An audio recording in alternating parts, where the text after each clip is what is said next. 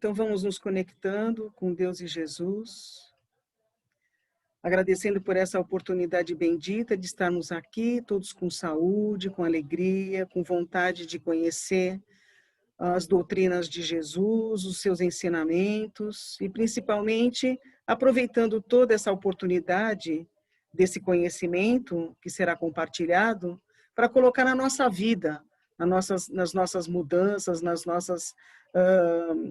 nossas mudanças de comportamento, para que a gente consiga evoluir um pouco mais. Vamos agradecer também pela proteção de nossa família. Vamos pedir proteção para todos aqueles que não puderam comparecer hoje. E pedindo a Deus e a Jesus que nos ampare nesse momento e que a espiritualidade nos intua para que possamos fazer o nosso melhor. Graças a Deus e graças a Jesus.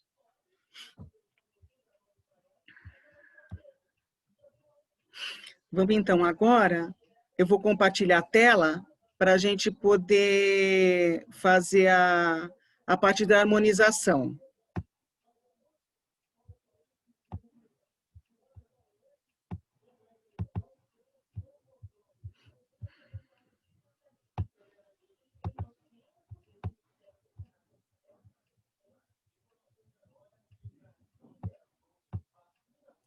Tá vendo, Maria Helena? Tá compartilhado?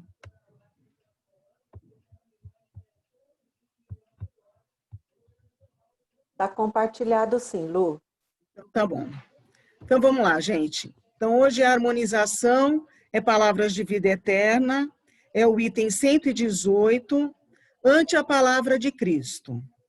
As palavras que eu vos disse são espírito e vida. Peraí. Jesus está no João, capítulo 6, versículo 63. E aí Emmanuel começa. Em todos os tempos surgem no mundo grandes espíritos que manejam a palavra, impressionando multidões. Entretanto, falam em âmbito circunscrito, ainda quando se façam ouvidos em vários continentes. Dante define uma época. Camões exalta uma raça. Shakespeare configura as experiências de um povo. Voltaire exprime determinada transformação social. A palavra de Jesus, no entanto, transcende lavores artísticos, joias literárias, plataformas políticas, postulados filosóficos, fórmulas estanques. Dirige-se a todas as criaturas da terra, com absoluta oportunidade, estejam elas nesse ou naquele campo de evolução. É por isso que a doutrina espírita a reflete, não por mera reforma dos conceitos superficiais do movimento religioso, a maneira de quem desmontasse antigo prédio, para dar disposição diferente aos materiais que o integram, em novo edifício destinado a simples efeitos exteriores. Os ensinamentos do mestre nos princípios espíritas cristãos constituem sistema renovador, indicação de caminho, roteiro de ação, diretriz no aperfeiçoamento de cada ser. Quando os manuseios não te julgues, assim apenas como quem se vê à frente de um espetáculo de beleza, junto do qual devas tão somente chorar, seja nutrindo a fonte da própria emotividade ou penitenciando-te quanto aos próprios erros. Além das lágrimas, aprendamos igualmente a pensar, a purificar-nos, a reerguer-nos e servir. A necessidade da alma é semelhante à sede ou à fome, ao desajuste moral ou à moléstia, que são iguais em qualquer clima. A lição do Cristo é também comparável à fonte e ao pão, ao fator equilibrante e ao medicamento. que são fundamentalmente os mesmos em toda parte. No trato, pois, de nós ou dos outros, é forçoso não olvidar que o próprio Senhor nos avisou de que as suas palavras são espírito e vida. Eu sou o caminho, a verdade e a vida. Ninguém vem ao Pai senão por mim. Então, Boa tarde. Boa tarde. Eu vou interromper. Ai, desculpa. Acabei de fazer Desculpa. Não tem problema. Já começou. Começou. Desculpa, Luziane. Eu saí um pouquinho lá fora quando eu lembrei, saí correndo para cá. Obrigada. Imagine. Então, nessa harmonização, ele cita outras pessoas que foram famosas durante o processo, né, durante a sua caminhada aqui, e que fizeram alguma transformação importante para a humanidade, né? Mas o que ele fala é que Jesus fez toda a diferença, né? Através dos seus ensinamentos, né? Através da sua mensagem.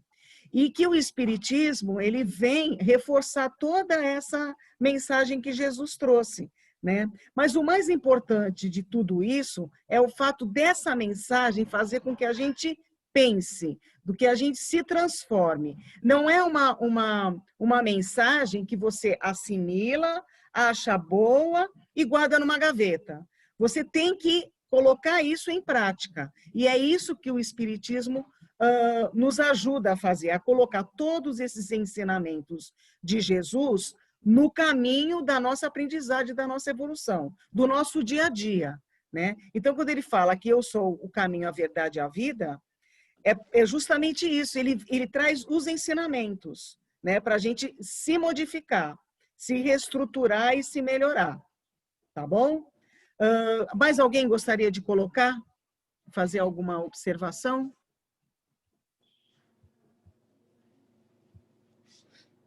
Não? Então, eu vou só fazer um parênteses antes da Maria Helena começar.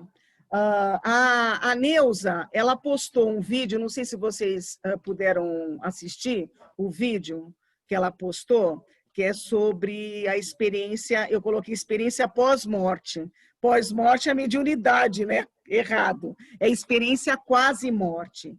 E eu assisti, e ela nos perguntou, para mim e para a Maria Helena, se era uma pesquisa espírita. Na verdade, eu acho que é uma pesquisa espiritualista, porque ele não cita em nenhum momento Kardec, nem as codificações. Mas ele está pesquisando a vida após a morte, porque é por essas experiências. Eu já tinha assistido alguns vídeos daqueles que depois eu fui atrás para poder dar uma olhada. Tinha passado até em algumas situações na televisão, em alguns momentos, né? Então, é isso que acontece quando a gente dorme, de repente. Porque a gente fala que o sono, né, o fato da gente dormir, a gente tem um desdobramento. Então, quantas vezes a gente sonha com parentes que já se foram, que já desencarnaram, situações do passado ou que vão acontecer de repente, né? Então, isso esse momento do sono, a gente vai ter uma aula até específica sobre sonho e sono. Então, eu só estou passando para dar uma resposta para a Neuza e para vocês que viram também, né? Então, a pergunta que ela me fez foi: é uma pesquisa espírita? Não. É uma pesquisa espiritualista. Por quê? Porque ele está pesquisando. O espiritualismo, a gente viu na aula passada, que eles também acreditam em reencarnação, em vida após-morte, em alguma coisa além do material, da vida terrestre, né?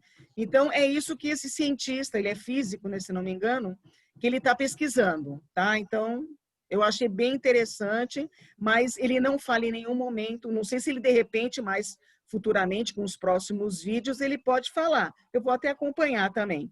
Mas, até o momento, naquele vídeo específico, ele não citou nada sobre Kardec.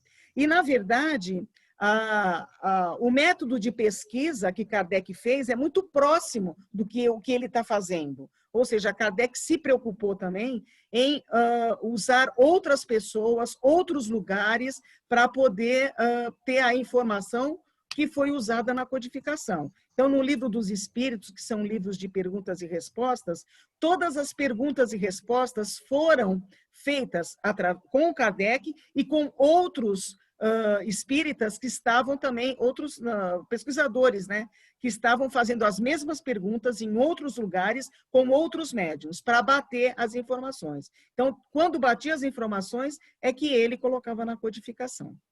Tá bom? Alguma coisa? Alguém quer comentar alguma coisa? Obrigada, Marília. Ô, Luzia. É a Nilza que tá falando. Tá bom, então. Obrigada, viu? Nada. Amiga, acho que pode... Alguma pergunta, gente? Podemos começar? Então, vamos lá. Tudo bem, pode ir. Eu vou compartilhar a tela, então.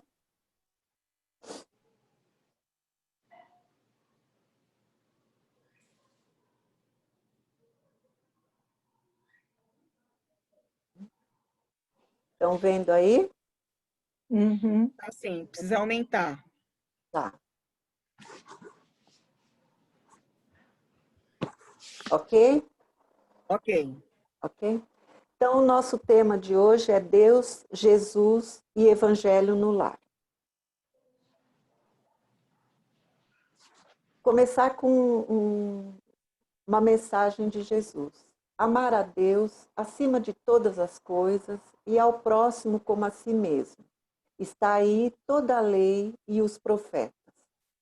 Está no Evangelho, capítulo 1, item 3.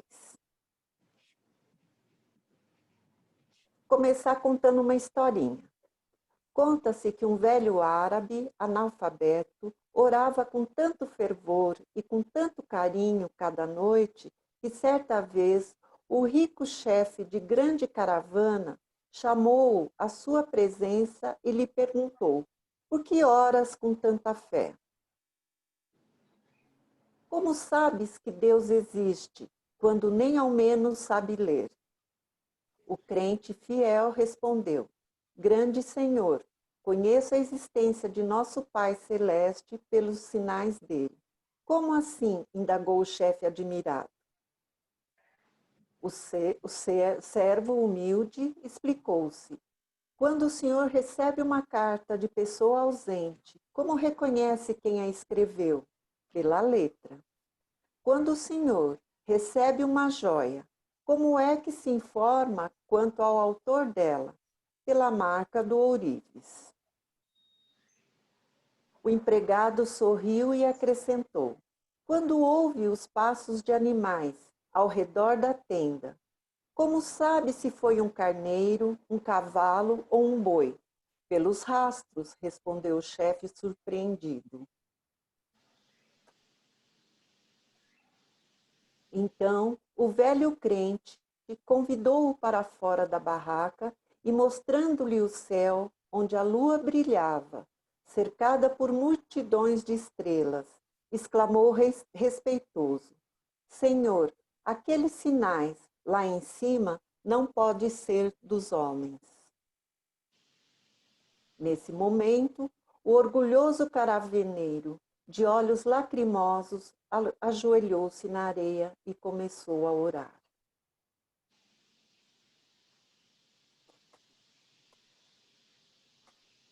Deus, eu sou o caminho, a verdade e a vida. Ninguém vem ao Pai senão por mim.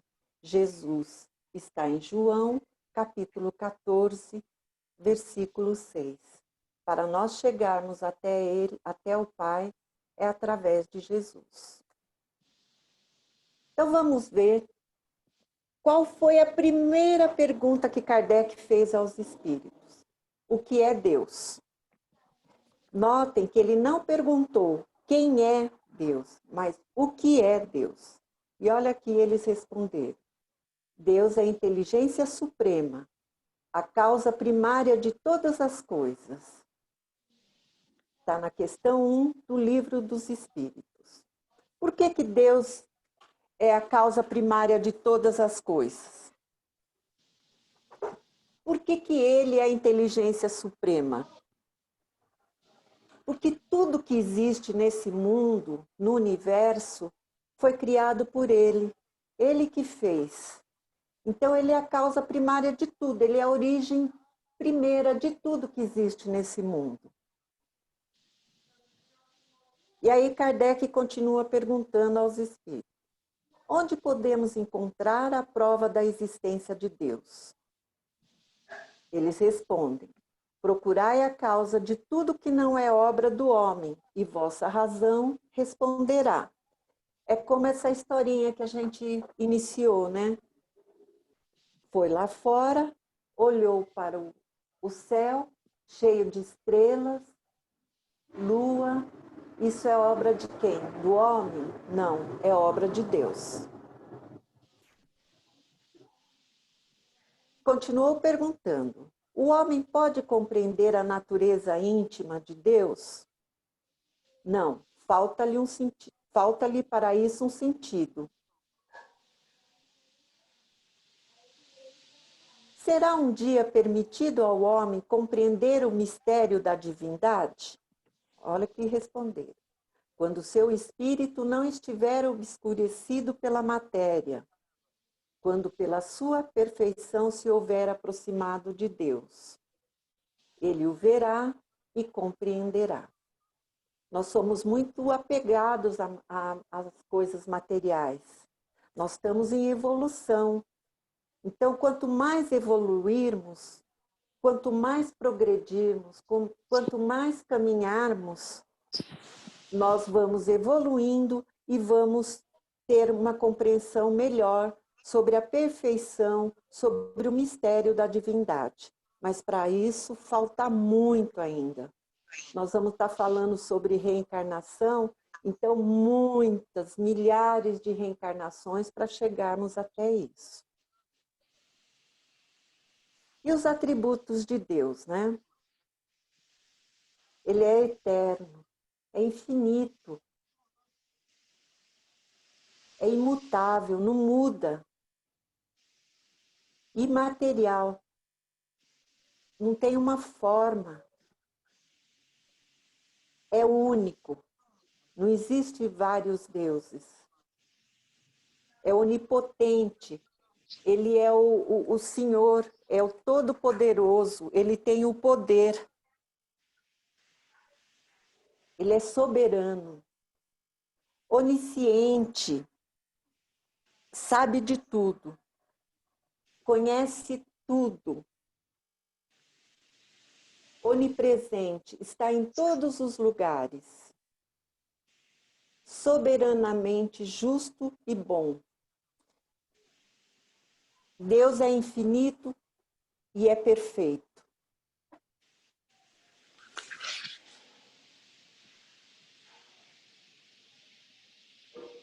Ele é o Criador, não é criatura. Ele é o Pai de tudo e de todos. Ele é justiça. Ele é misericórdia. É inteligência pura. É a perfeição. Deus é o amor.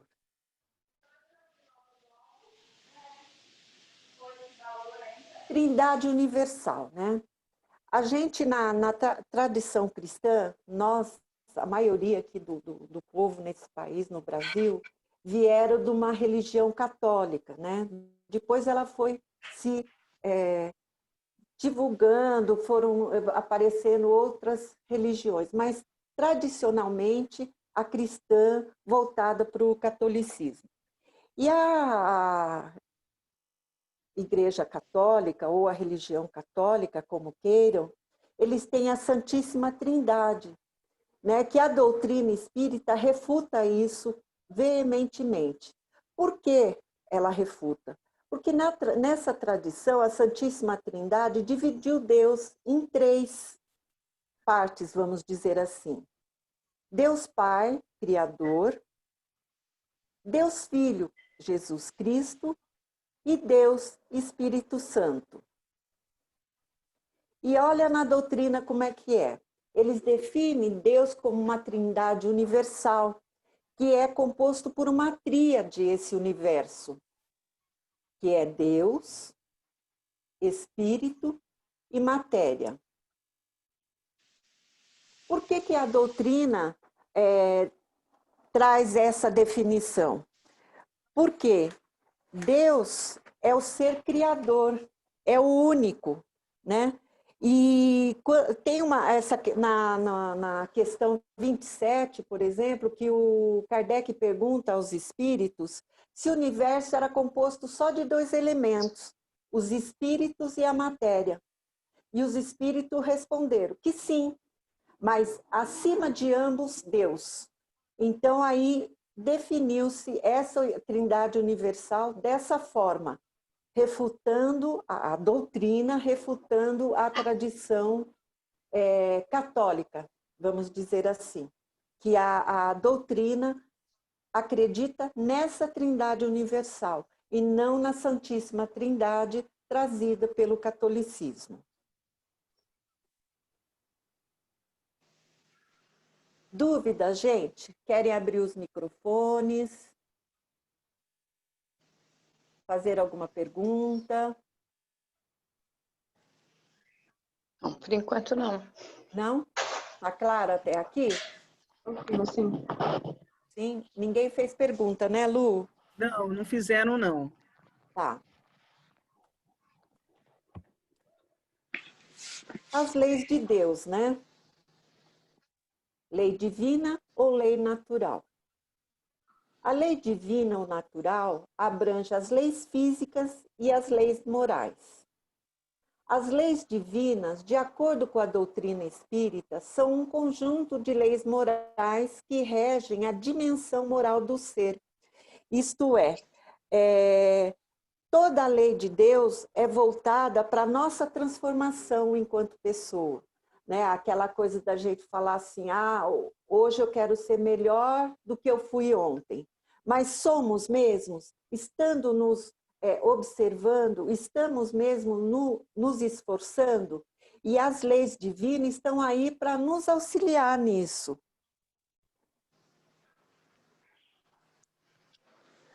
Claro que nós temos o livre-arbítrio, né? E as escolhas que nós fazemos. E quanto mais nos afastamos dessas leis divinas, das leis de Deus, mais difícil fica para a gente se melhorar, se transformar. O que se deve entender por lei natural ou lei divina? É a lei de Deus, é a única necessária para a felicidade do homem.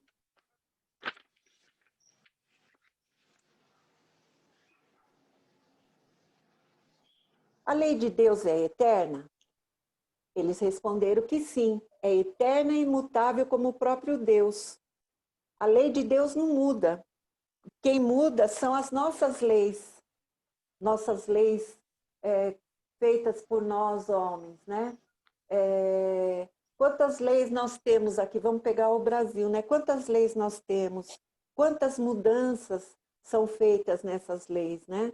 Então, se seguíssemos a lei de Deus, que depois eu vou passar para vocês aí a divisão, enquanto elas se dividem, talvez nós não teríamos tantas leis nos regendo hoje, pegando o nosso país como modelo e exemplo.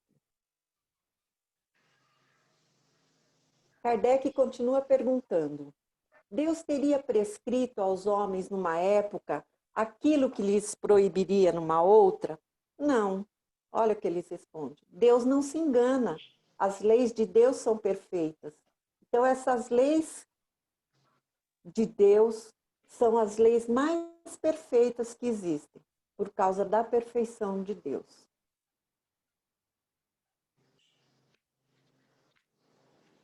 As leis divinas são as mesmas para todos os mundos? Eles respondem que devem ser apropriadas à natureza de cada mundo e proporcionais ao grau de adiantamento dos seres que os habitam. Está na questão 618 do Livro dos Espíritos. Onde está escrita a lei de Deus? Na nossa consciência. Não tem nenhum livro escrito escrito quais são essas leis, o que deve seguir ou o que não deve seguir. Está dentro de nós, na nossa consciência. E essa ideia de Deus está impressa no homem, é inata no homem, e o impele à perfeição. E o Espiritismo nos auxilia através do quê? Das reencarnações. Quanto mais reencarnamos, mais vamos evoluindo.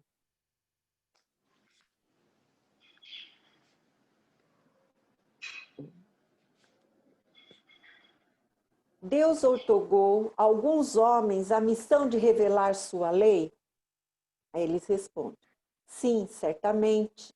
São espíritos superiores encarnados com o fim de fazer progredir a humanidade. Quem a gente pode trazer, né? Eu fiquei pensando, aí me veio Gandhi, Madre Teresa de Calcutá, Irmã Dulce, Einstein, são seres, espíritos que vieram com essa missão de fazer progredir a humanidade com as suas ações, com as suas invenções, tá? Marilena, deixa eu só dar um pitaco aqui. Sim.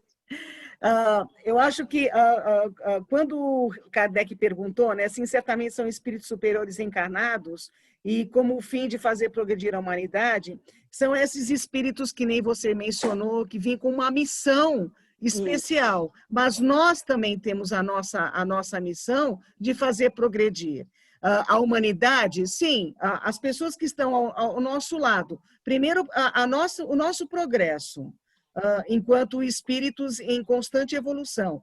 E a nossa responsabilidade em relação aos nossos filhos, aos nossos próximos, né? Então, nós também estamos, nós não somos espíritos superiores, mas nós também temos a responsabilidade de ajudar o progresso da humanidade. Isso. É só isso que eu queria. É isso mesmo.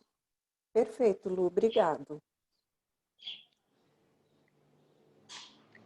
Continuando. Toda a lei de Deus está encerrada na máxima do amor ensinada por Jesus? Olha o que eles responderam. Certamente, essa máxima encerra todos os deveres dos homens entre si. Porque a lei de Deus, essa lei divina ou natural, é a lei do amor, né?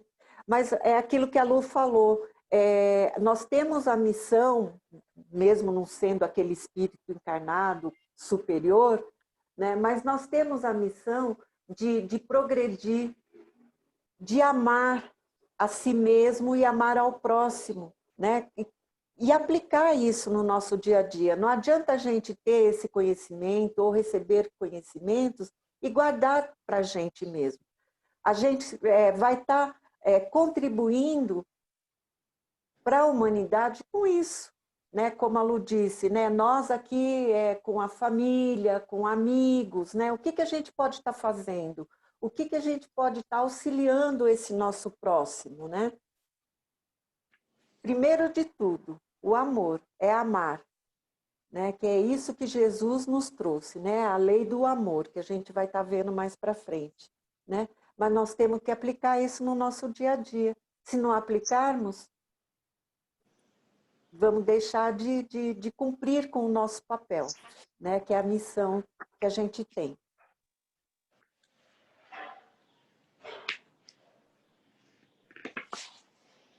A divisão da lei natural é em 10 partes, compreendendo as leis sobre adoração, o trabalho, a reprodução, a conservação, a destruição, a sociedade, o progresso, a igualdade, a liberdade, a da justiça, amor e caridade são as mais importantes.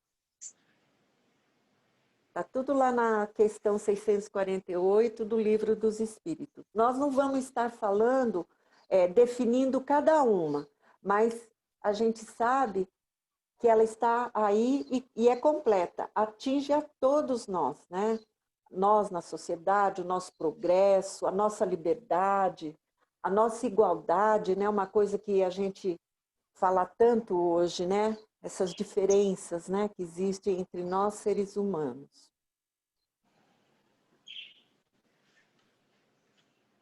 E qual o tipo mais perfeito que Deus ofereceu ao homem para lhe servir de guia e modelo? Vocês sabem?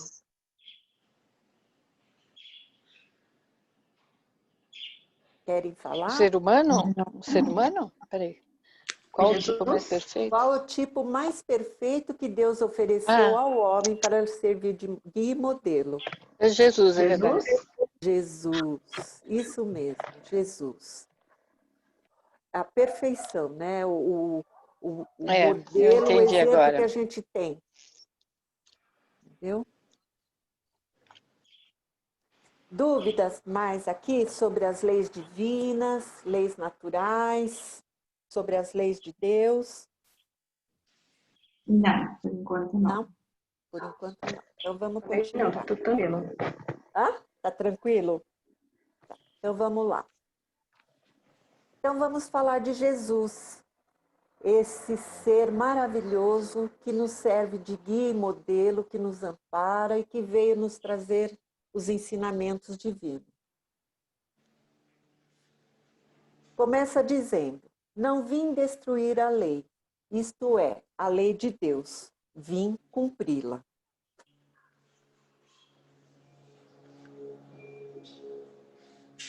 Jesus nasceu no momento em que o mundo estava com ideias religiosas politeístas.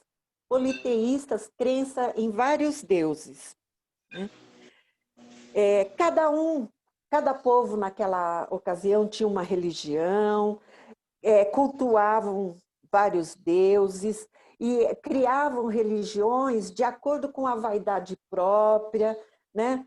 Eu vou exemplificar o povo romano naquela época, né? A gente viu, já leu filmes, enfim, tantas histórias, né?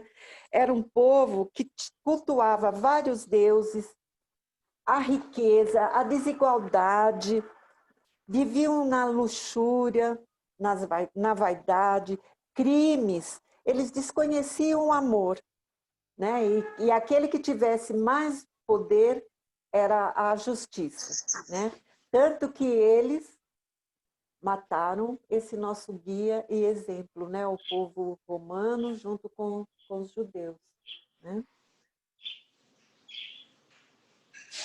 Ele trouxe a origem divina. Sua origem divina qual é? Deus. O tesouro da criação, da obra de Deus, é Jesus. E trouxe para nós a imortalidade do Espírito. Né? Então, ele trouxe todo o amor, a obra, né, de Deus e nos falou a respeito da imortalidade divina. Jesus não é criador, ele é criatura. Por que ele não é criador? Porque o criador de tudo é Deus. Ele é co-criador e construtor do nosso mundo, do nosso planeta. Ele é nosso governador planetário, nosso governador espiritual. E é o espírito puro. É o espírito puro que nós, homens, tivemos a oportunidade de o conhecer, mas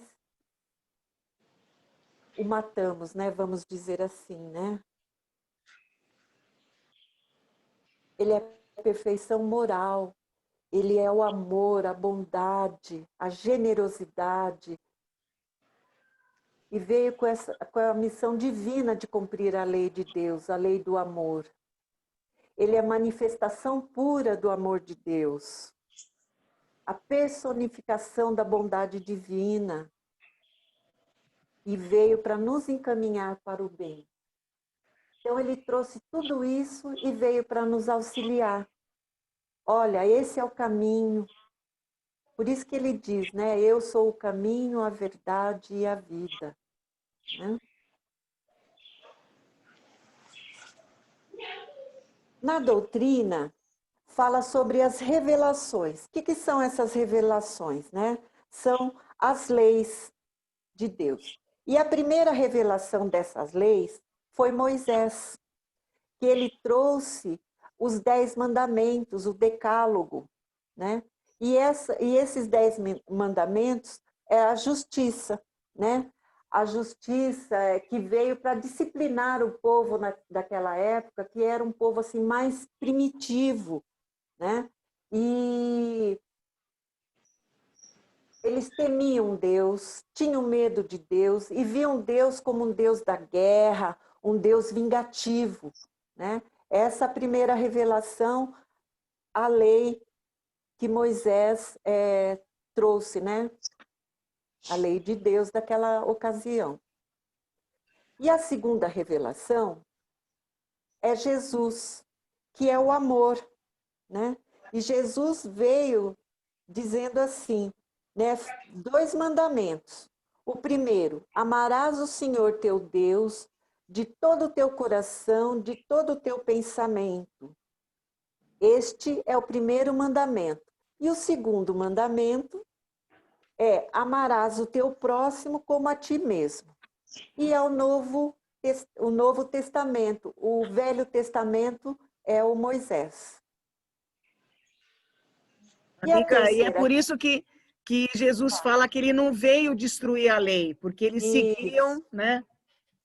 Eles Isso, seguiam as leis de Moisés. E aí, como isso. Jesus veio com essas 2 leis só, aí ele falou assim, olha, eu não vim destruir, eu só vim acrescentar, né? Eu vim fazer um Acrescentar. resumo, né? Isso, que é a lei do amor, né? O ensinar a amar, né? E a terceira revelação é a doutrina espírita, que é a verdade, né? Que é a verdade que Jesus nos trouxe, né? A existência de um mundo espiritual, né? A oportunidade de evolução.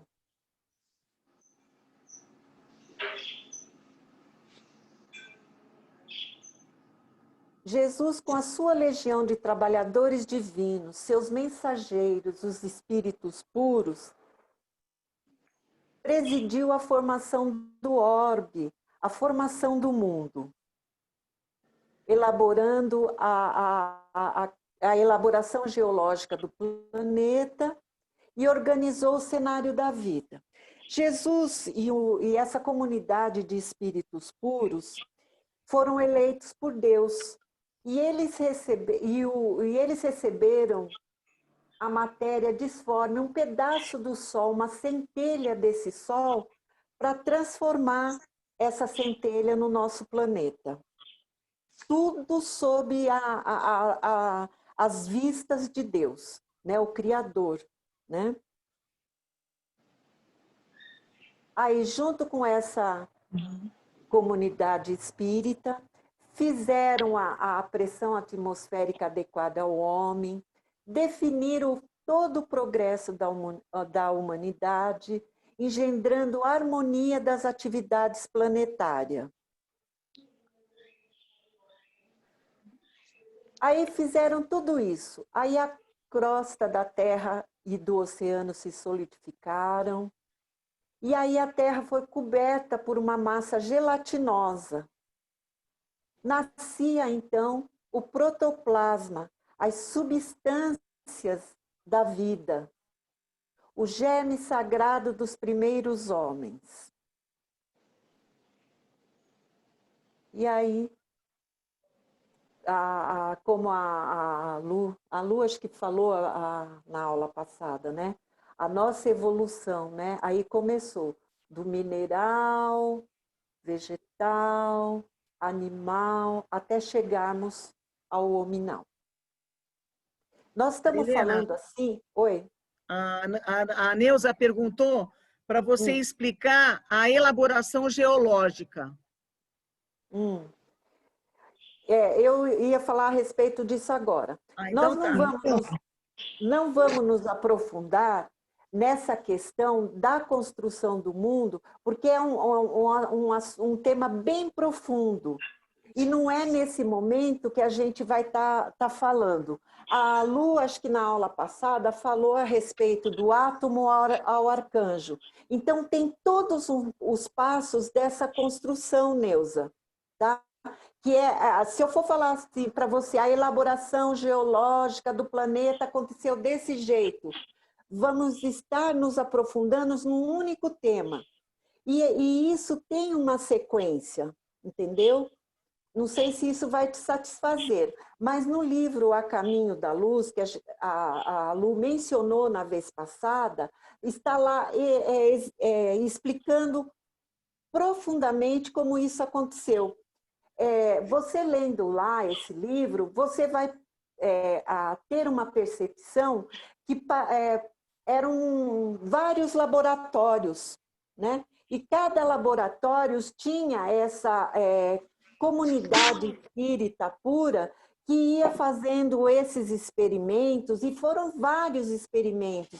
Não foi assim, como diz, em 7 dias se criou a Terra. Não, foram milhões de anos para se chegar ao que é hoje, vamos dizer assim. Eu até peguei aqui, a Terra tem 4 bilhões e 500 milhões de anos. Então, você percebe, não foi assim uma coisa que aconteceu rapidamente. Foi uma coisa muito estudada, foi experimentos que a espiritualidade está fazendo para se chegar nisso que a gente está falando aqui hoje, assim, de uma forma muito superficial. Porque se a gente for adentrar nessas formas, a gente vai estar se desviando do nosso objetivo, que é o ID nesse momento. Tá? É muito profundo. Não sei se isso te satisfaz nesse momento. Ok, obrigada, Maria Helena. Oi? Obrigada, Maria Helena. Nada. Vou ver se eu leio o outro livro que você falou. Isso. E aí, você lendo, se tiver alguma questão, a gente vai estar respondendo para vocês, tá? Mas é um tema, assim, muito bonito, né? Que é a nossa existência, a existência do nosso planeta, né? Mas ele foi feito de uma forma, assim, muito, muito, muito aprofundada, que não cabe aqui a gente, nesse momento, tá, assim, se aprofundando nisso. A gente está, na verdade, dando assim uma visão inicial, bem inicial mesmo, de como isso aconteceu, tá? Que foi Jesus, na verdade, com um grupo, né? Eles falam assim, né? Com a sua comunidade, né? Criada por Deus, né? Desses espíritos que vieram para construir o nosso planeta. Tudo bem? Tudo bem. Mais alguém com dúvida? Queira fazer algum comentário? Tem mais nada no bate-papo, pode ir. Tá. Então, vamos lá. Então, vamos falar agora sobre os ensinamentos de Jesus. Vamos começar com a humildade, né? Que é o maior exemplo de humildade, lição de humildade, que Jesus lavando os pés dos apóstolos. Um ser tão evoluído, tão puro, né? Teve essa ação, nos deu essa lição de humildade. Né?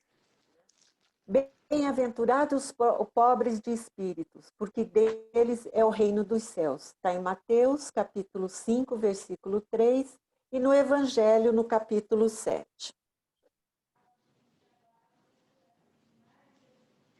Jesus nasceu numa manjedoura. Quando Jesus nasceu, o povo judeu já tinha recebido, através de profetas, que viriam um rei, né? Que eles estavam esperando um rei, queriam salvar eles naquele momento. E o que eles esperavam? Esse rei rico, que chegasse numa carruagem, por exemplo, cheia de ouro, né? Mas não. Ele veio em cima do cavalo, com seu pai, que era carpinteiro, sua mãe, né? E nasceu numa manjedoura, no meio de animais, né? Nada daquilo que eles estavam esperando. E a humildade, dentro da lei de Deus, dentro dos ensinamentos de Jesus, é a chave de todas as virtudes. E aqui ele fala que o reino dos céus é dos simples. Por que ele fala que o reino dos céus é dos simples? Aqueles que têm o coração puro, aqueles que são humildes, né?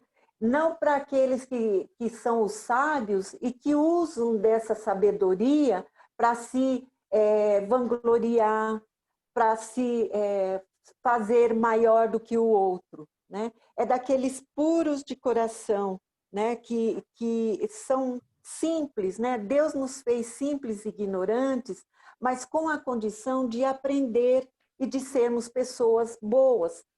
Se somos assim, se amamos, este é o reino que nos pertence. Agora, se nós recebemos todos esses ensinamentos, mas não amamos, não auxiliamos o outro, nos colocamos acima de todos, este não é o reino para nós. Temos muito que aprender ainda. A humildade também, dentro do ensinamento de Jesus, é um ato de submissão a Deus. E a lei do amor? Jesus nos diz: amai-vos uns aos outros, como eu vos amei. Está em João, capítulo 13, versículo 34.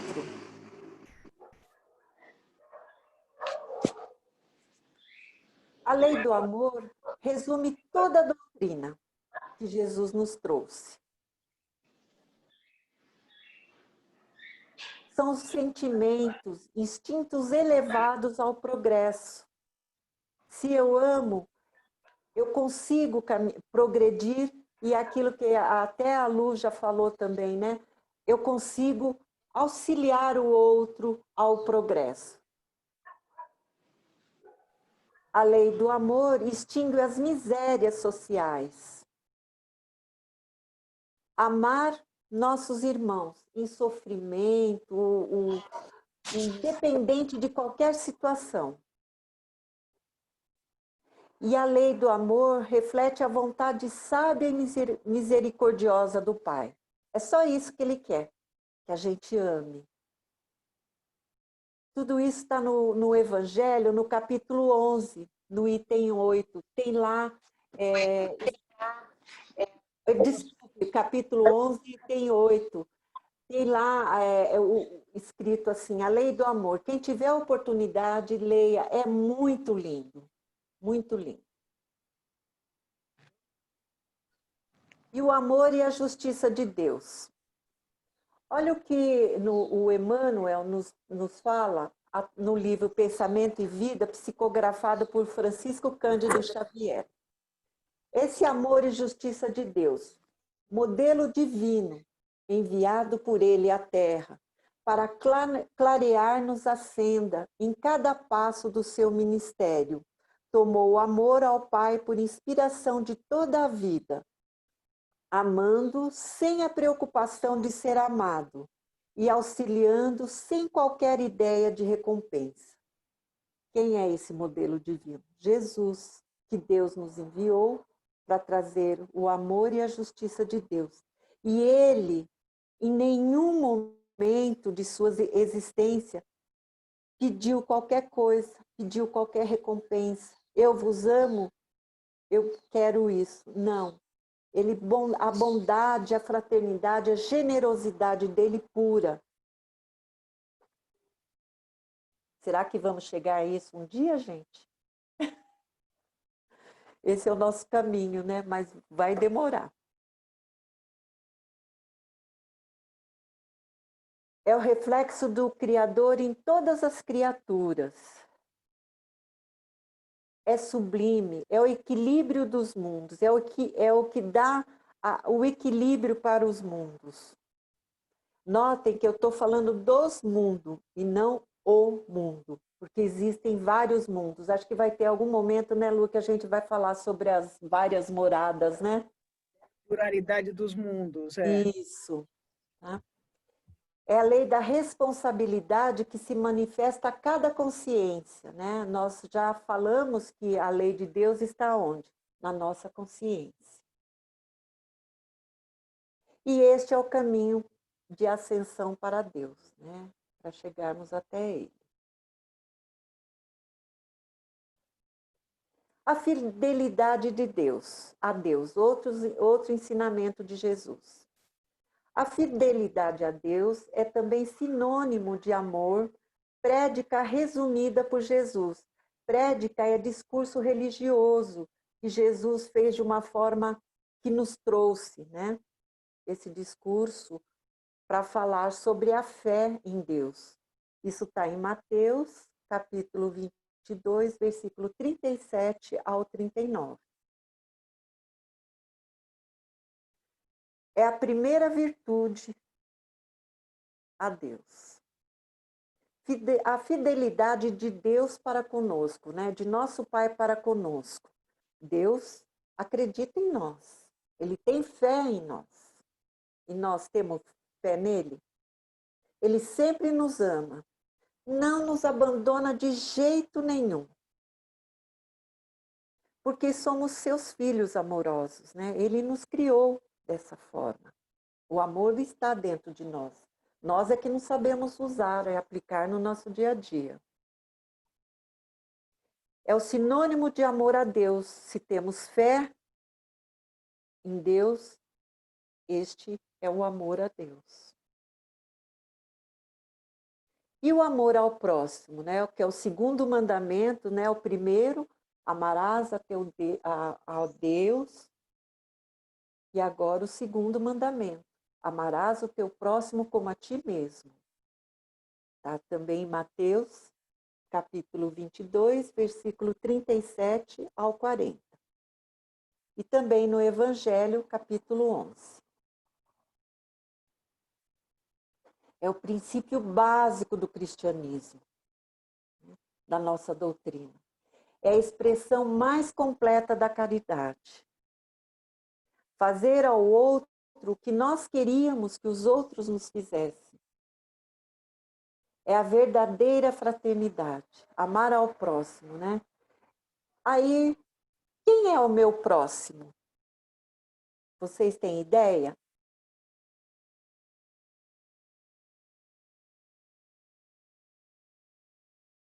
Querem falar? Seria o semelhante? Será? É Neuza, Acho que né? começando por nós mesmos e todos aqueles próximos de nós. Isso. Começando. Quem é o mais próximo de mim mesma? Sou eu.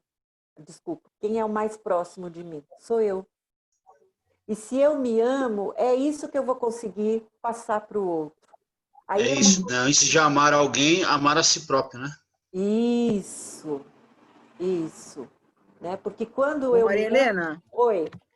tem até aquela, eu não sei se você vai contar aquela passagem de Jesus, em que ele estava, eu acho que na casa de Pedro, agora eu não me lembro em que casa que Jesus estava, eu não me lembro exatamente, mas Jesus estava lá pregando, e aí chegou a mãe e alguns outros discípulos. Isso. Aí chegou alguém lá dentro avisando, olha, a sua mãe está aí, né? Porque estava uma porção de gente lá escutando, né? Então eu tinha que autorizar a entrar mais alguém. Está no Evangelho e que o apóstolo pergunta, acho que é Pedro mesmo, pergunta para ele, mas quem é sua mãe? Quem é sua mãe? Quem são seus irmãos? Então, você está fazendo essa pergunta para eles, né, agora. Isso. Quem é o seu próximo, né? É bem isso mesmo, né? E aí Jesus respondeu que todos que estavam ali, né? Porque chegou a mãe deles e aí todos que estavam ali eram a sua mãe e os seus irmãos, né? E por que que ele respondeu dessa forma? Porque ele já tem esse amor, né? Então, ele sabia o que transmitir, o que dá para o seu próximo, né? Que é o amor, né? E se a gente não tem isso dentro da gente, eu dou o quê para o outro, né?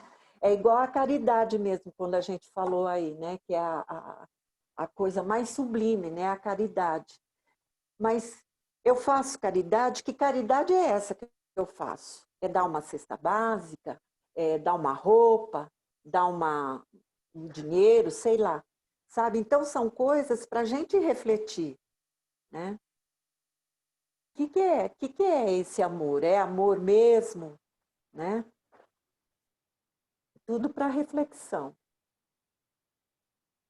E o reino de Deus, né? Aqui fala, entrai pela porta estreita, porque a porta da perdição é larga, e o caminho que conduz a ela é espaçoso, mas a porta da vida é pequena e o caminho é estreito. Está em Mateus, capítulo 7, versículo 13 e 14. E também no Evangelho, no capítulo 18. Que começa falando assim: muitos serão os chamados, poucos os escolhidos. Por que muitos são chamados e poucos são escolhidos para adentrarem no reino de Deus? Todos os dias é uma oportunidade daquilo que a gente já até mencionou anteriormente, da gente ser hoje melhor do que fomos ontem. Mas a gente consegue? Não. Né? É muito difícil, né? A gente às vezes vai dormir, às vezes, dependendo como foi o seu dia, você nem lembra tudo que você teve que fazer, você não lembra de agradecer, você não lembra, às vezes, nem de fazer uma oração, né?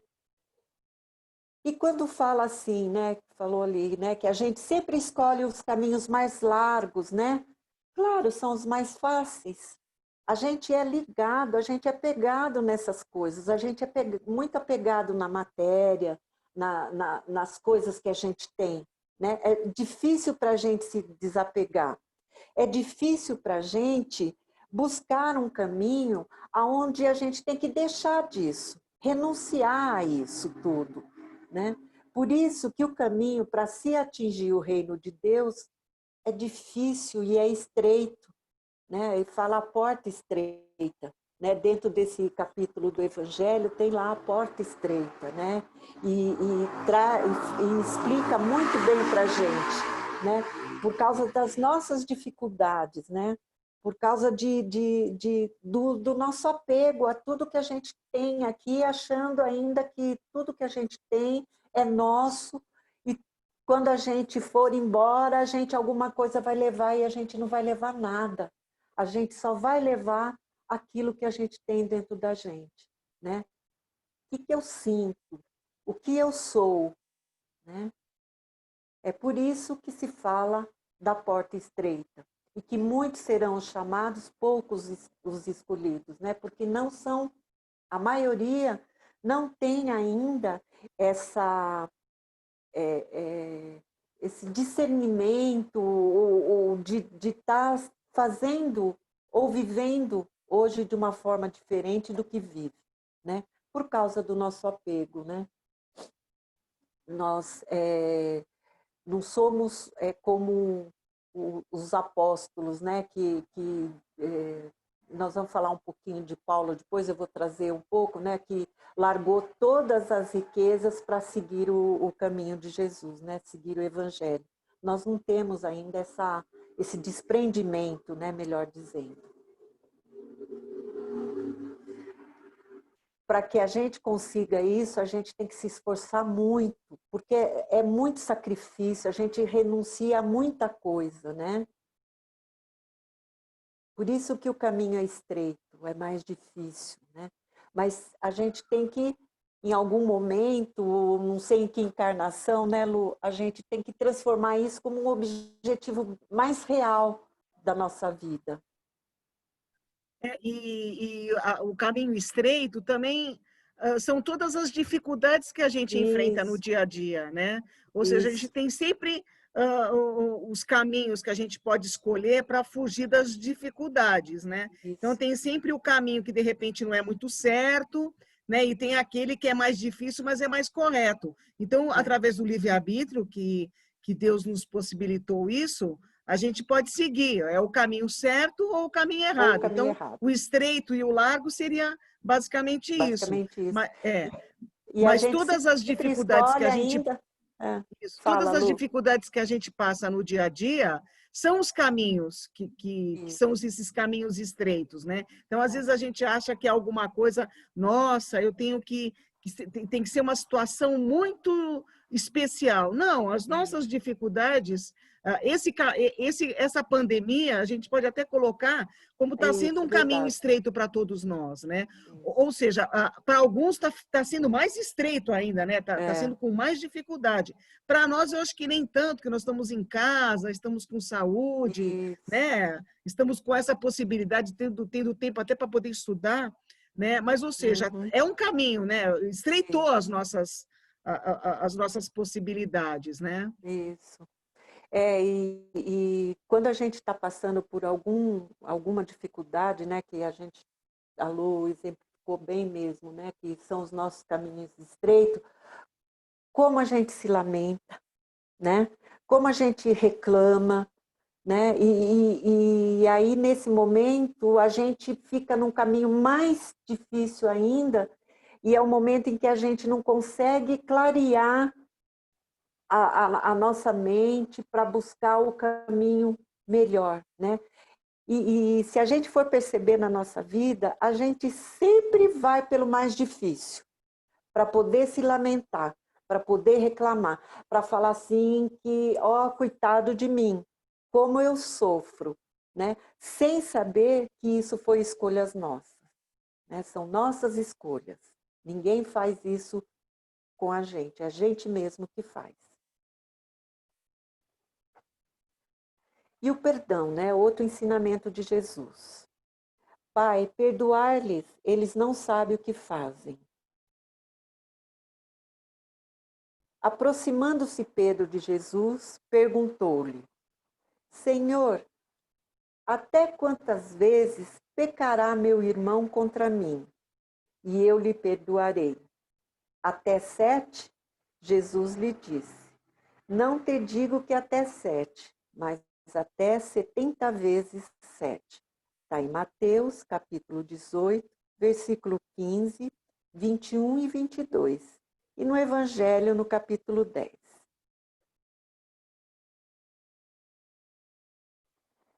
Se nós sentimos muita mágoa, ódio, rancor, enfim, a nossa alma está sem elevação. A gente acabou de falar, né? Eu estou em dificuldade, eu fico assim muito atarantado, fico irritado, eu não consigo pensar. Eu não consigo elevar a minha alma, o meu espírito, para que eu possa tirar isso de dentro de mim. Se eu julgo o outro, eu estou dando direito ao outro de me julgar também. Se eu não tenho generosidade, não tenho benevolência, eu consigo perdoar? E Jesus nos diz que o perdão é o caminho seguro para a nossa felicidade, né? No Evangelho também fala, né? Perdoar para ser perdoado por Deus, reconciliar com nossos adversários. Essa é a parte mais difícil, né? Eu tenho um adversário, é meu inimigo, mas eu tenho que perdoar? Isso é fácil? Helena, Oi? olha eu dando meu pitaco de novo Pode aqui. dar, Lu. Aí eu pergunto para o pessoal aí do grupo, da nossa turma. Todo mundo tem alguém para perdoar? Todos têm alguém para perdoar? Vamos ver se tem. Fala aí, gente. Você tem que perdoar alguém? Sim, eu sim. É Beleza. que sim. Então tá. Agora, Sim. outra Eu sim. pergunta. E você tem que pedir perdão para alguém? Sim. Também. Ou seja, as Também. duas situações, né? Nós temos Sim. as duas situações, né? E será que as pessoas para quem a gente tem que pedir perdão é em maior número do que a gente tem que perdoar? Eu acho que sim. Eis a Fazendo questão. bem honesta, eu acho que todos nós, sim. Eu acho que se a gente for listar, tem uma lista que vai ganhar da outra. E essa lista que vai ganhar da outra, eu acho, eu vou falar no meu caso, É que grande. é a lista que eu tenho que pedir perdão. Perdão. Sem dúvida. E quando a gente... aí a gente tem que contar com. Aí, olha o slide, com a generosidade, com a benevolência, o outro. Mas eu preciso de tudo isso também. Eu acho assim também, quando a gente diz pedir perdão para alguém, a gente está imaginando que tem que ter sido uma coisa muito grave, uma coisa muito fora da curva, e às vezes não é isso. Às vezes apenas uma palavra mal colocada no momento que não se deveria, é o momento que você profundamente magoa aquela pessoa. Então, quando a gente diz que essa lista é grande, não é no sentido, é por isso que nós temos que nos vigiar dia e noite, porque às vezes apenas uma palavra equivocada você pode realmente, né, provocar uma mágoa muito grande numa pessoa até que você tenha preço, né? Então, não significa que são grandes situações, né? Que você, para isso eu tenho que pedir perdão, mas isso aqui não, isso aqui só um desculpa basta. Eu acho que a gente tem que prestar atenção nisso, né? Isso mesmo, é Débora, né, Débora? Isso. Então, isso mesmo. Agora tem uma outra questão aí, né? O auto-perdão. Você se perdoa? Sim. Sim. Sim. Sabe se perdoar? Eu pelo menos tento, pelo menos eu tento fazer esse exercício, sim. Tá. Então, isso também é outra coisa para a gente nos observar, né? Eu me perdoo? Se eu me perdoo, por que eu não posso perdoar o outro? Sem dúvida. Né? Então, são coisas para a gente refletir, pensar, né? Se eu consigo me perdoar e não perdoo o outro, por quê? Né? É isso aí. Isso aí mesmo. Mas não é fácil. Ô, Maria Helena, eu acho que o perdão ela é sempre uma benesse para quem pratica. Eu não acho que o perdão faz bem para quem recebe. Então, eu acho que perdoar é um exercício de fazer bem para si próprio. Com certeza. Porque eu acho que o perdão, ele alivia a quem perdoa, não a quem está recebendo perdão. Aliás, para falar a verdade, eu acho que bem poucas coisas na vida se resolve recebendo o perdão do outro. Eu acho que o perdão é um exercício de foro íntimo que nos faz bem quando nós conseguimos perdoar a todos, inclusive a nós mesmos. Isso. E tem uma coisa que você disse aí, Neuza, que às vezes aquele que está recebendo o perdão não é bom. Ao primeiro momento pode parecer dessa forma, mas por um outro lado, aquele perdão que ele recebeu já é uma vibração positiva, mesmo que ele não demonstre isso, entendeu? E isso, com o passar do tempo, ele recebendo esse perdão, que é uma coisa boa, isso, sem ele perceber, vai transformando. Essa é uma forma de caridade. Entendeu?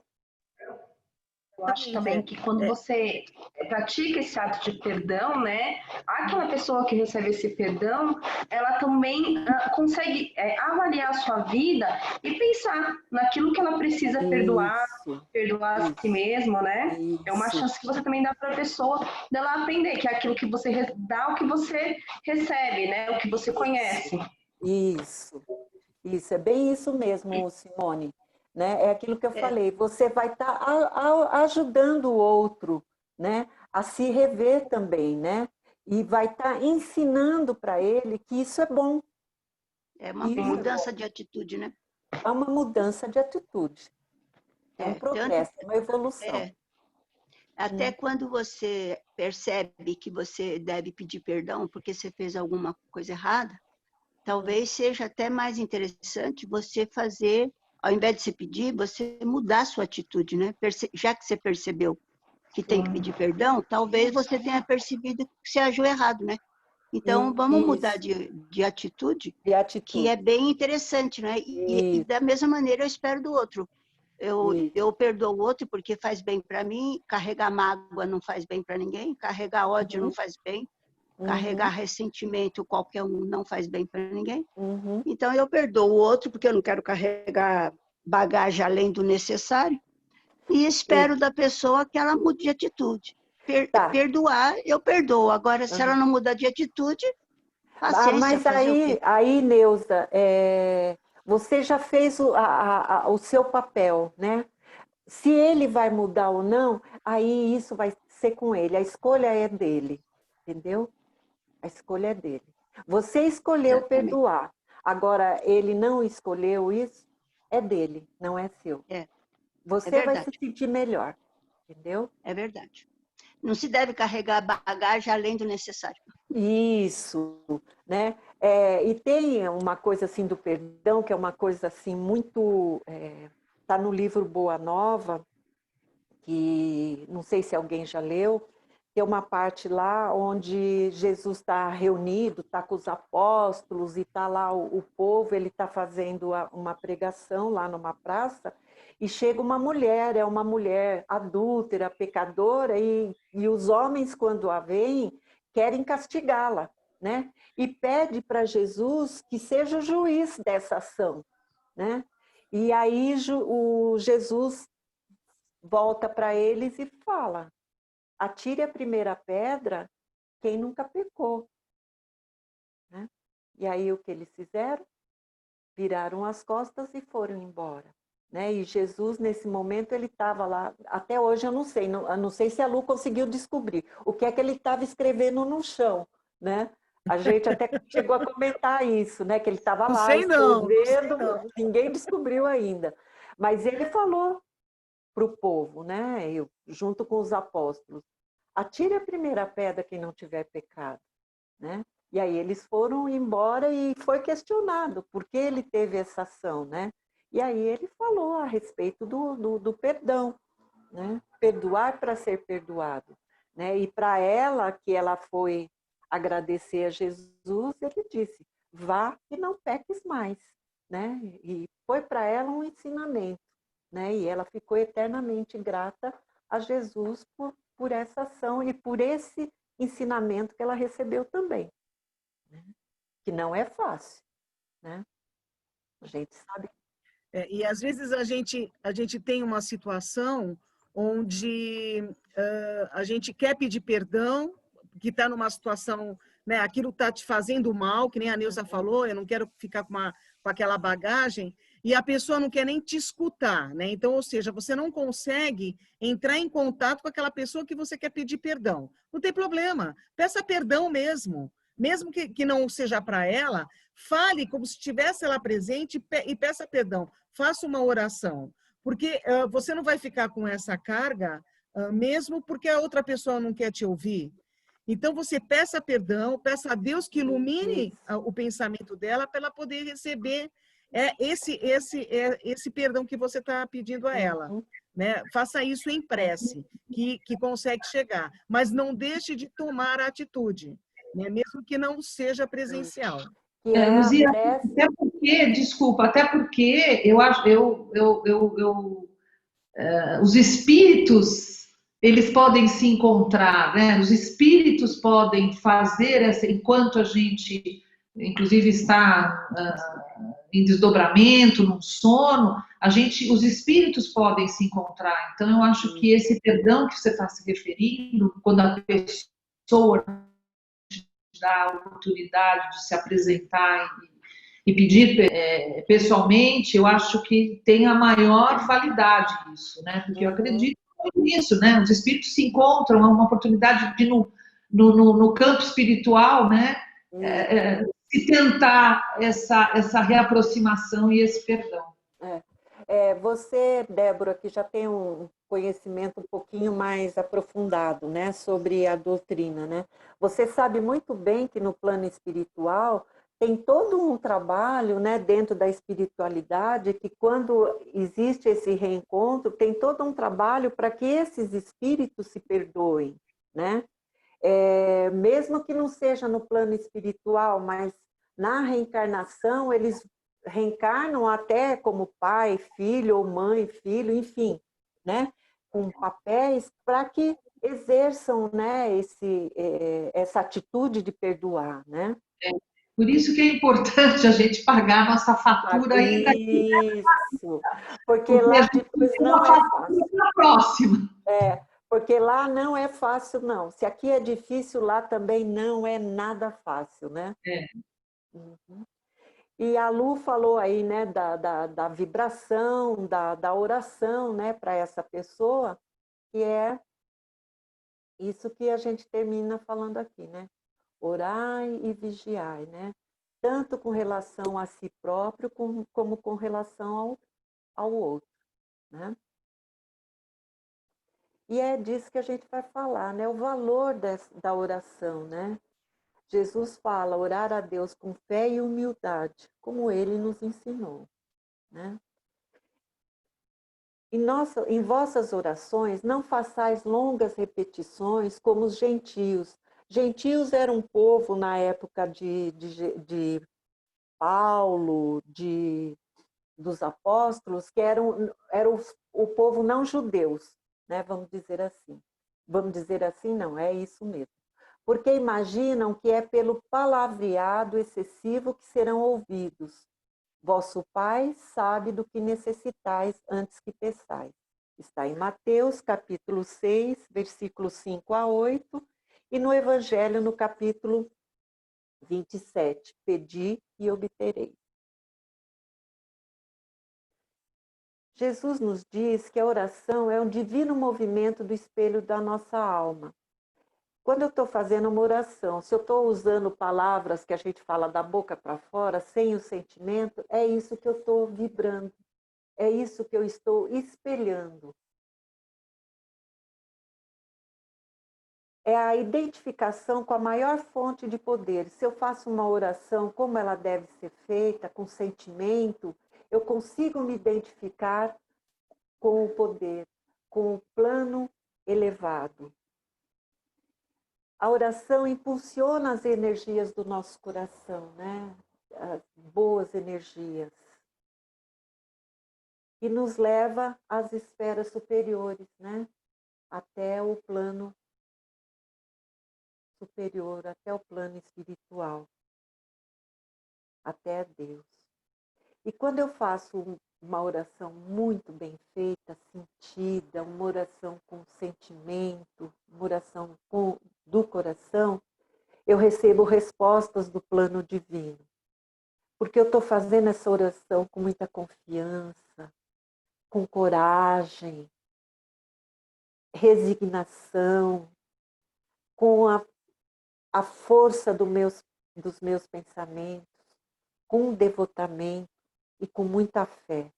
Então, olha o valor que tem uma oração, o poder que tem uma oração, né? A gente estava falando aí de perdão, mas o outro não quer saber, mas aí, como a Lu falou, né?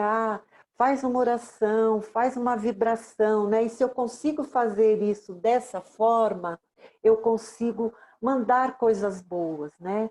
E ao mesmo tempo que eu estou fazendo isso para o outro, eu estou sendo ouvida no plano superior.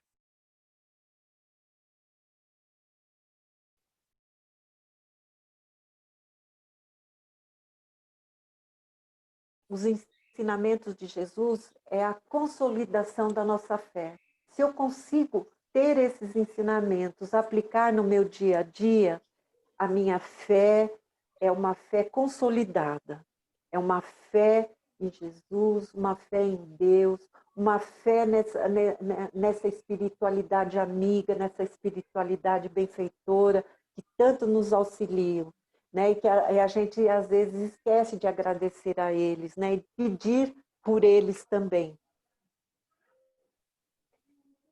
E aí, Jesus nos diz assim: ainda tenho outras ovelhas que não são deste aprisco.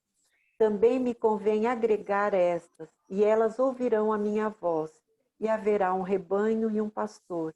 Está em João, capítulo 10, versículo 16. Mais algum comentário, pessoal? Dúvida?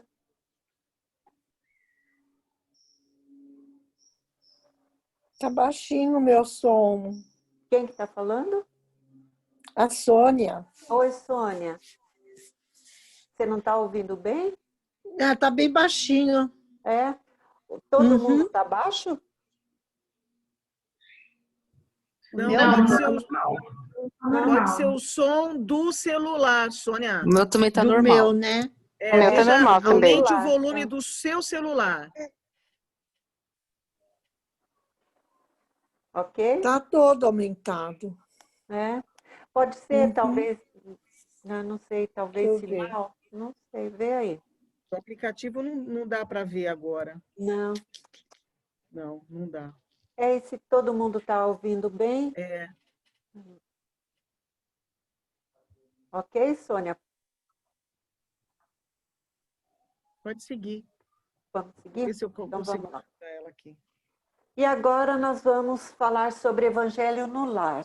Todo mundo faz evangelho no lar, ou chegou a fazer algum momento, ou não sabe o que é, Eu tenho medo de fazer. tem medo? Por quê, Neuza? Eu acho que eu tenho medo que venha algum espírito para aprender e depois ele não vai embora, ele fica aqui em casa. Não, eles têm compromisso com a gente, não é assim, não. Não é assim que funciona. Quem mais? Eu já fiz, mas atualmente não estou fazendo. Aham. Tá. Então vamos lá, ver por que do evangelho no lar. E aí a gente conversa, Neuza, a respeito disso, tá bom? Então vamos lá. Olha o que Jesus nos diz. Pois onde 2 ou 3 estiverem reunidos em meu nome, ali estou eu no meio deles. Jesus está em Mateus, capítulo 18, versículo 20.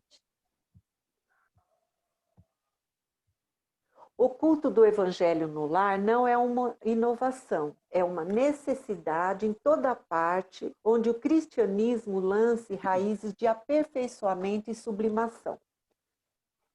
Não sei se alguém já teve oportunidade de ler o livro Paulo e Estevão, do Chico Xavier, pelo Espírito de Emmanuel.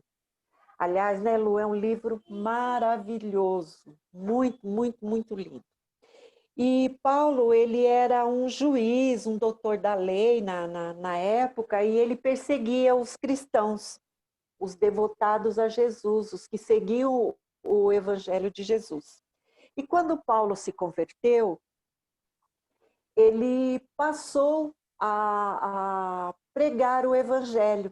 E aonde ele ia, porque os cristãos ainda continuavam sendo perseguidos por outros doutores da lei, vamos dizer assim, Paulo ia nas residências mais humildes, afastada dos grandes centros, onde estavam as famílias, e lá ele pregava o evangelho. Lá ele disseminava o evangelho de Jesus. Então, o evangelho no lar não é uma coisa que foi criada, vamos dizer, a partir da doutrina. Ela já vem de milhares e milhares de anos, né? Há 2020 anos atrás, né? que é o Evangelho de Jesus. E no livro Paulo e Estevão, isso fica muito, muito, muito claro. Né? A divulgação do Evangelho era feita dessa forma. Eles iam até esses lares humildes e levavam as pessoas até lá para conhecer o Evangelho de Jesus.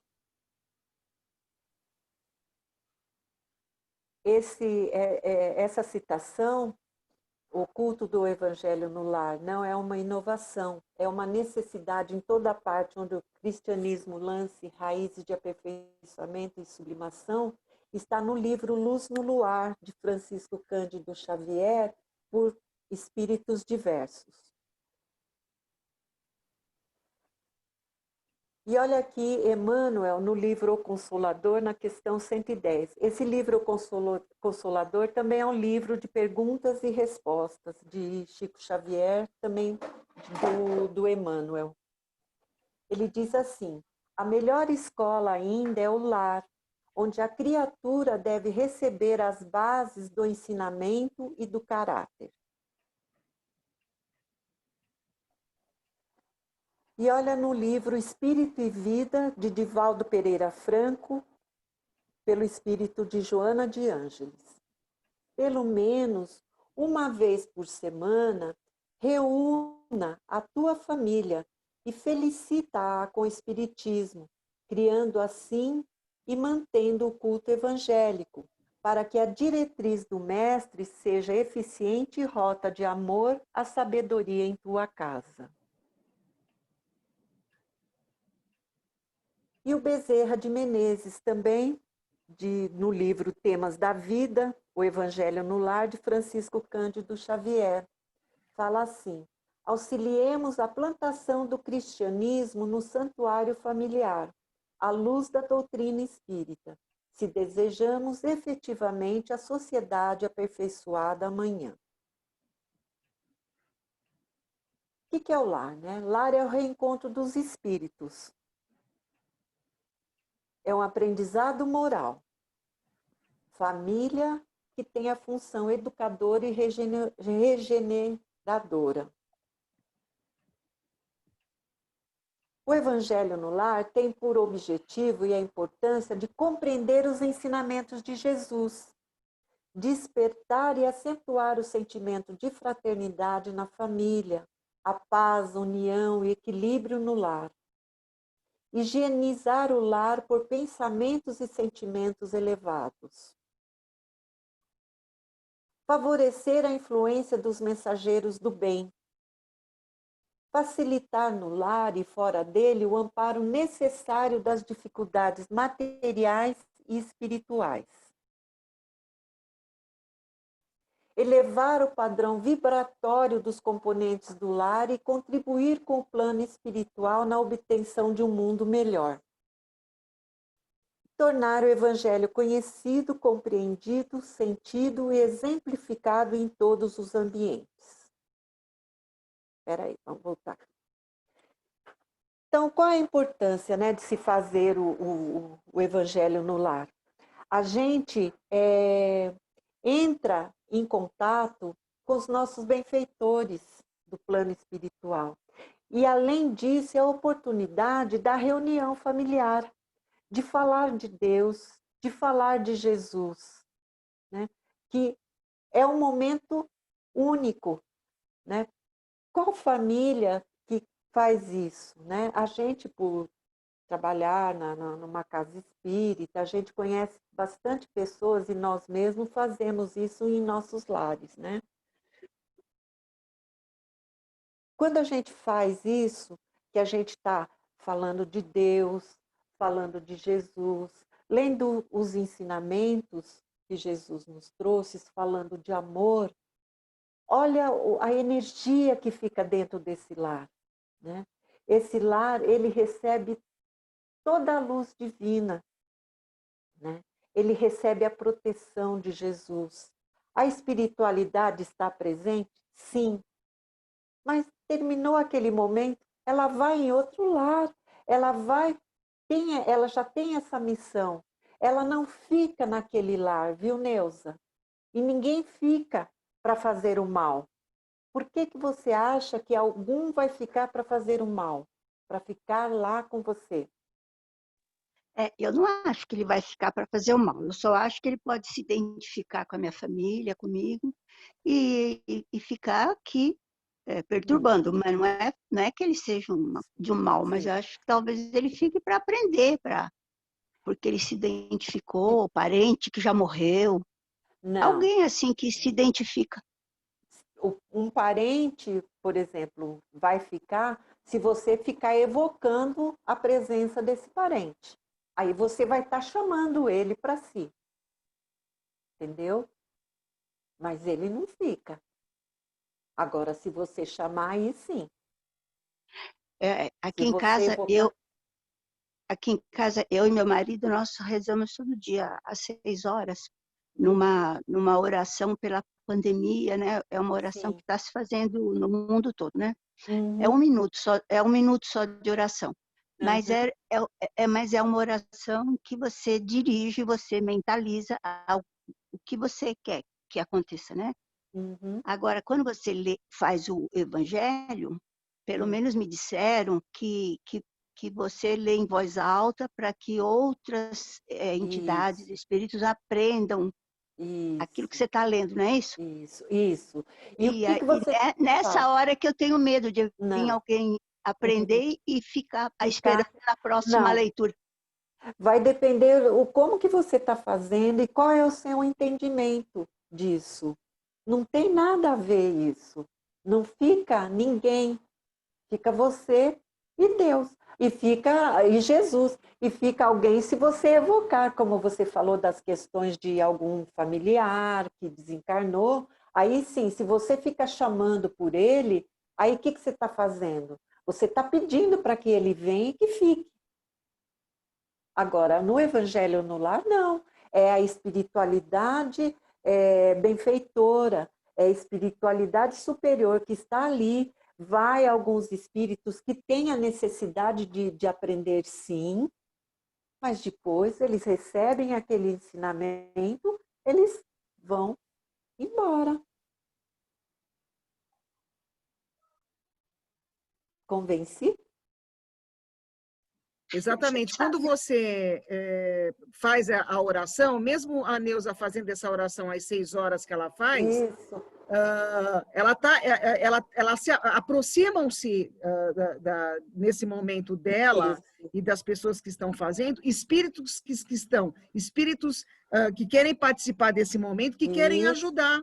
Então, na verdade, isso. não é só através do Evangelho. Todo momento que você eleva o seu pensamento, faz uma oração, você aproxima aqueles espíritos de luz, aqueles espíritos que vêm trazer Benfeitores. paz, harmonia, porque o seu campo Uhum, as vibrações que você está emanando naquele momento são isso. vibrações superiores. E os espíritos inferiores, eles não conseguem adentrar no momento que você está fazendo o evangelho no lar, que você está fazendo a palavra de Jesus. Então, aqueles espíritos que vieram para aprender, eles estão vindo junto com a espiritualidade superior, que está te intuindo para você abrir o evangelho ao acaso, para fazer aquela leitura que a sua Uhum. família está precisando. Então, todo momento de qualquer oração, seja evangelho no lar, seja o Pai Nosso, Ave Maria, seja a oração que você for fazer, a A espiritualidade superior espiritualidade está está lá. presente, Isso, harmonizando, vibrando e protegendo a casa de tá. todos que estão fazendo esse tipo de oração. Isso. Que a gente vai falar agora, Lu, quer ver? Como fazer, né? Escolher na semana um dia, horário em que a família possa se reunir, né? E sempre no mesmo dia e no mesmo horário. Crianças também podem fazer parte da reunião. Pode ocorrer a presença de visitantes ocasionais. Convide para participar. Caso não seja espírita, só esclareça a finalidade dessa reunião. A reunião pode ser realizada por uma pessoa só também. O roteiro é o mesmo. Ela não vai estar só, né? A espiritualidade amiga vai estar presente também. Escolha um lugar no lar onde todos possam se acomodar. Coloque uma jarra com água e inicie com uma prece simples e espontânea. A leitura do Evangelho segundo o Espiritismo, abrindo ao acaso, escolher um trecho. Eu conheço pessoas, essa orientação de abrir ao acaso, a gente utiliza muito no GEMB, e em algumas outras casas espíritas também utilizam. Mas tem algumas casas espíritas e até pessoas que fazem o Evangelho no lar e têm a preferência de fazer a leitura em sequência. Né? Mas no GEMB a gente faz ao acaso porque a gente sempre recebe aquilo, a gente lê aquilo que a gente está necessitando naquele momento. Um esclarecimento, uma orientação, ele sempre nos mostra. Após a leitura, fazer comentários sobre o texto que foi lido e devem ser breves e contando com a participação dos presentes, e sempre evidenciando o ensino moral aplicado às situações do dia a dia. Após a leitura do Evangelho, faça também uma leitura de um livro de harmonização, como a gente lê aqui, né, o Palavra de Vida Eternas, né, antes de começar a atividade.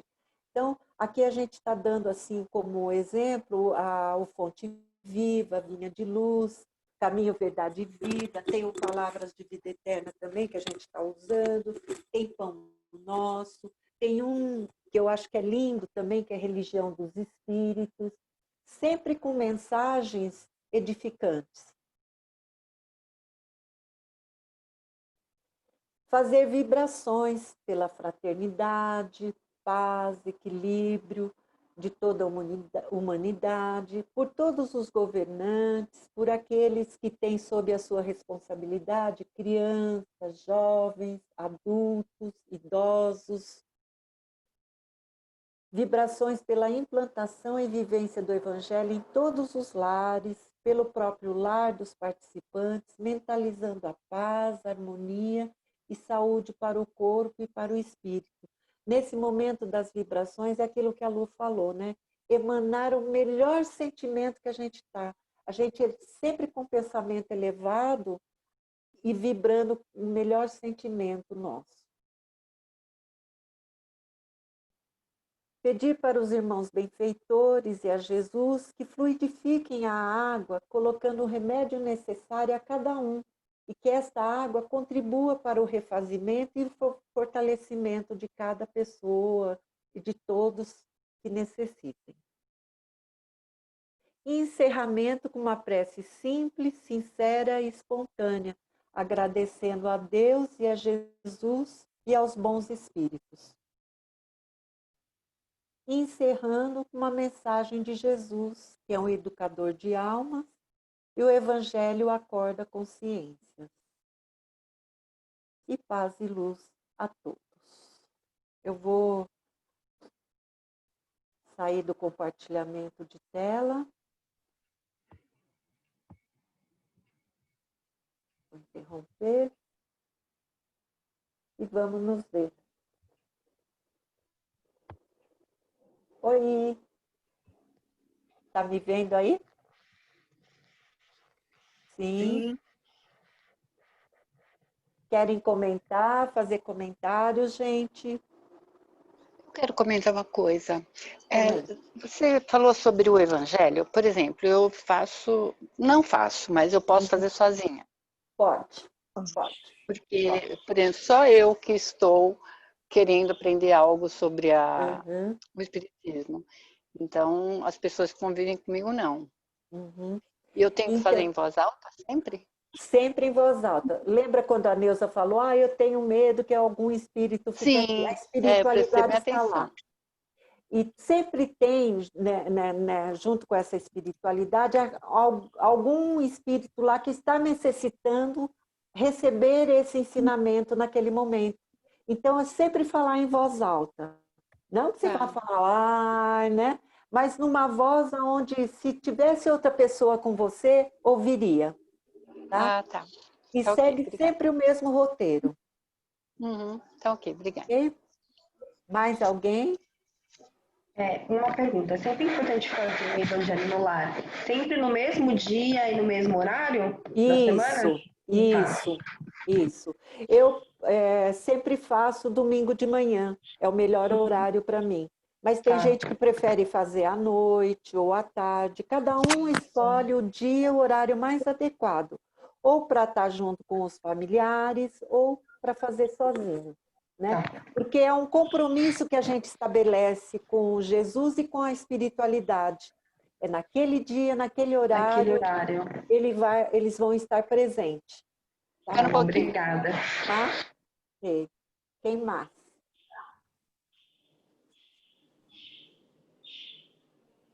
Nenhuma dúvida, nenhuma pergunta? Neuza, ficou mais sossegada, Neuza? Vai Neuza. se encorajar para você fazer o evangelho, Neuza? Não sei, não. Eu vou ver. Como diz o outro, eu vou ver. Olha, uma coisa eu te digo. Nesse momento, exatamente nesse momento, nós estamos cercados de espíritos. Eu estou aqui sozinha. Nós não temos um momento no nosso dia que nós não estamos cercados de espíritos encarnados, que somos nós, e muitos desencarnados. Porque você tem o seu mentor. Começando aí, você já tem o seu mentor. Ele não está 100% à sua disposição. Mas toda vez que você está no sufoco, ele está do teu lado. Aí tem o teu mentor. Aí tem o mentor do teu marido, tem o mentor da tua filha. Ou seja, já vai contando, vai contando. Quer dizer, não é pouca gente, não. É muito espírito. É muito espírito. Agora, a sua preocupação tem que ficar constante, assim como a nossa, com as nossas vibrações, os nossos pensamentos. Nós é que vamos comandar quem vai estar do nosso lado. Mas eu acho difícil comandar o pensamento. Às vezes eu não quero pensar. Não, mas você está de boa agora. O que está do teu lado é espírito bom. Porque ele está de boa, ele está... Quando a gente faz o Evangelho no Lar, só reforçando o que a Maria Helena falou, e a gente tem que terminar também, existe uma... Por que a gente faz o Evangelho no Lar? Primeiro, para aprender também, mas principalmente para você ter a proteção da tua casa. O grande objetivo do Evangelho é a proteção da nossa casa. Então, toda vez que eu faço o Evangelho, eu estou colocando uma luz crística em volta da minha casa. Toda vez que eu faço, eu sei que a Maria Helena também, a gente imagina isso. A gente, na hora que você está fazendo, você fecha os olhos e imagina aquela luz, aquela proteção crística na nossa casa. Só com o seu pensamento, só com a emanação do seu pensamento, você já está protegendo. E se você está protegendo, está pedindo para que a espiritualidade superior proteja a sua casa, não conseguem, os espíritos, os nossos irmãos, que são nossos irmãos, que estão ainda em processo de evolução, que não estão com o mesmo conhecimento que a gente tem, eles não conseguem entrar. Porque não tem a vibração igual. Então, pode ter certeza, e mesmo que você não queira fazer o Evangelho, toda vez que você faz essa oração às 6 horas da tarde, você peça pela pandemia e peça pela sua casa. Isso. Você está fazendo a mesma coisa. Porque não foi escrito isso por Jesus. Jesus pediu para a gente rezar, fazer oração, amar a Deus, ao próximo e a nós. Só isso. Mas é muita coisa, né? Para nós é muita coisa. Vai depender muito dos nossos pensamentos, né? Qual é a vibração que a gente emana, né? Que tipo de pensamento que a gente emana, né? Então, se a gente está, como a Lu falou, né? Estamos de boa, estamos com sentimentos elevados, os nossos pensamentos positivos, a gente transmite isso para todo mundo que está à nossa volta. Tá bom? Tá bom. Mais alguma coisa, gente? Vamos encerrar, que a gente está com o compromisso de 15h45.